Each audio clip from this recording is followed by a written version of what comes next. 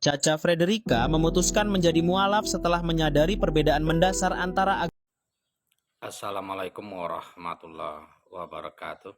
Innal hamdalillahi nahmaduhu wa nasta'inuhu wa nastaghfiruh wa na'udzubillahi min sururi anfusina wa min sayyiati a'malina. May yahdihillahu fala mudhillalah wa may yudlil fala hadiyalah. Asyhadu an la ilaha illallah wa la syarikalah wa asyhadu anna Muhammadan abduhu wa rasuluhu sallallahu alaihi wa ala alihi wa ashabihi wasallam.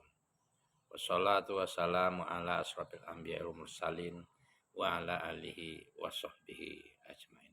Amma ba'd. Faqala ta'ala fil Qur'anil Karim, a'udzu billahi minasyaitonir rajim. Bismillahirrahmanirrahim. Ya ayyuhallazina amanu taqullaha haqqa tuqatih wa la tamutunna illa wa antum muslimun. Selamat siang untuk rekan-rekan kita yang belum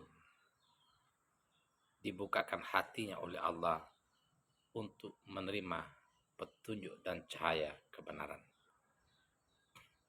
Dan harapan kita semuanya, mudah-mudahan kita semua sebelum ajal menjemput, kita beriman kepada Allah SWT dan Rasulullah Sallallahu Alaihi Wasallam, karena manakala kita mengingkari Allah, mengingkari ajarannya dan utusannya, Nabi, penutup daripada Nabi, maka kita tidak akan mendapatkan keselamatan seperti yang dijanjikan oleh agama-agama di luar Islam.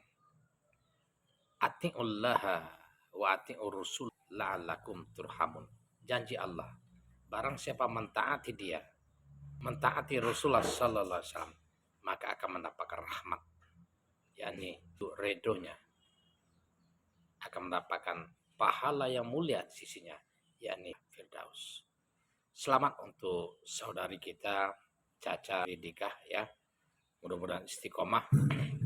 Janji Allah, manakala mengerjakan amal soleh setelah beriman, bertakwa, mengerjakan amal soleh, istiqomah, maka akan ditempatkan di surga terbaik di sisinya.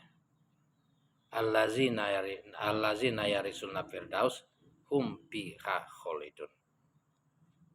Mereka, kata Allah, akan mewarisi surga terbaik di sisinya, yakni surga firdaus. Amin, Allahumma amin.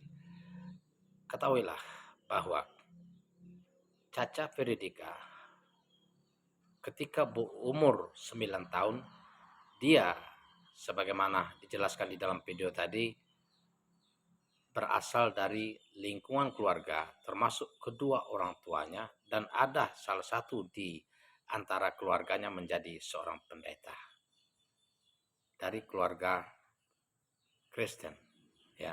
Akan tetapi dia memutuskan menjadi seorang mu'alaf karena melihat bahwa katanya semua agama sama, dan dia melihat perbedaan mendasar antara Yesus dan Allah. Nah, ini yang paling penting ya. Kalau kita penasaran ya, kalau kita mau belajar, kita mau berpikir menggunakan akal sehat. Yesus itu siapa? Allah itu siapa? Yesus itu dari mana asalnya? Sementara Allah yang menciptakan Yesus dari belum ada menjadi ada. Diutusnya menjadi seorang rasul untuk menegakkan agama Allah. Innallaha huwa rabbi wa rabbukum fa'buduhu hadza siratul mustaqim. Sembahlah Allah Tuhanku dan Tuhanmu, kata Yesus. Ini adalah jalan yang lurus. Begitu juga dengan kalau kita baca Bible, inti daripada pengajaran Musa alaihissalam dan Yesus adalah menyembah Allah. Itu hukum yang paling utama. Baru diikuti dengan perilaku lain, berbuat baik kepada kedua orang tua, sesama manusia, dan lainnya. Intinya dua. Nah, di dalam Islam ya, agama yang benar satu-satunya di sisi Allah, tiada lain kecuali Islam. Bukan kita untuk menentang, sok pintar dikatakan mempelajari Injil lah, Alkitab, Bible dan lain sebagainya.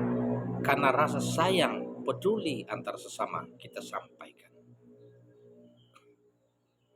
Nah, di dalam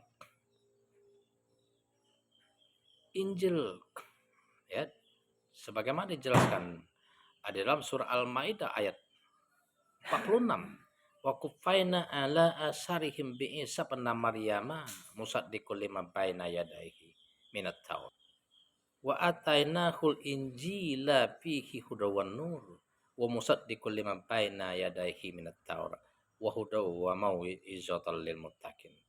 Diutusnya Isa putra Maryam, dalam hal ini yang kita imani populer disebut oleh umat Nasrani, yakni Yesus Kristus. Diutus dia, diberi Injil, diangkat menjadi seorang nabi untuk menyampaikan petunjuk dan cahaya kebenaran, pengajaran bagi orang-orang yang bertakwa melalui kitabnya, yakni Injil. Nah, kehendak Allah agar hambanya tidak salah jalan, agar menuhankan dia sebagai pencipta. Dialah yang menghidupkan kita, mematikan, dan kepada dialah kita akan dipertemukan kembali di akhirat besok. Nah, barang siapa tidak mengikuti kehendaknya, mengingkari, maka digolongkan orang-orang fasik. Sebagaimana di dalam ayat Al-Maidah 47-nya, wal yahkum injili bima anzalallahu fi wa man lam yahkum bima anzalallahu faulaika humul fasikun. Hendaklah pengikut Injil, pengikut Yesus Kristus, mengikuti petunjuk yang ada di dalamnya dari Allah SWT. Nah, petunjuknya apa? Kalau kita baca Bible, sembahlah Allah, jangan ada Allah lain. Itu intinya yang disampaikan Musa alaihissalam kepada Bani Israel dan juga Yesus Kristus kepada Bani Israel, itu yang paling utama. Baru yang lain-lain. Bukan menjadikan dia Allah itu sendiri atau menyembah dia sebagai Tuhan. Ini yang kata Allah, wa man lam yahkum bima anzalallahu bi faulaika humul fasikun. Mereka ini adalah orang fasik. Wa ammal lazina fasaku pamawahunar. Dan orang-orang fasik sesungguhnya akan menjadi penghuni neraka. Nauzubillah. Untuk itu, mari saudaraku yang mengimani Yesus adalah Allah, Tuhan itu sendiri, bertobatlah. Allah SWT mengecam bahwa barang siapa mengatakan Allah itu adalah Al-Masih itu sendiri, kafir, kata Allah. Laqad kafarul ladzina qalu innallaha huwa masih ibnu Maryam. Sungguh kafirlah orang yang mengatakan Allah itu ada Al-Masih itu sendiri. Wa qala al-Masihu ya bani Israil abudullahu rabbi wa rabbukum. Sedangkan Al-Masih kepada Bani Israel, sembahlah Allah Tuhanku dan Tuhanmu. Innahu may yusyrik billahi faqad haramallahu alaihil jannah. Barang siapa menyembah selain Allah. Nah, siapa yang kita sembah? Kalau bukan Allah, maka kata Allah haram surga. Apa harapan kita?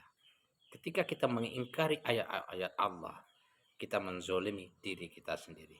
Karena kata Allah apa? Wa ma'wahunar.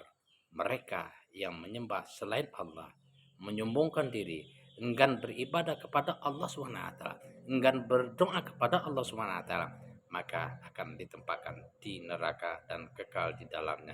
Demikian, mudah-mudahan menjadi motivasi. Assalamualaikum warahmatullahi wabarakatuh. Selamat siang.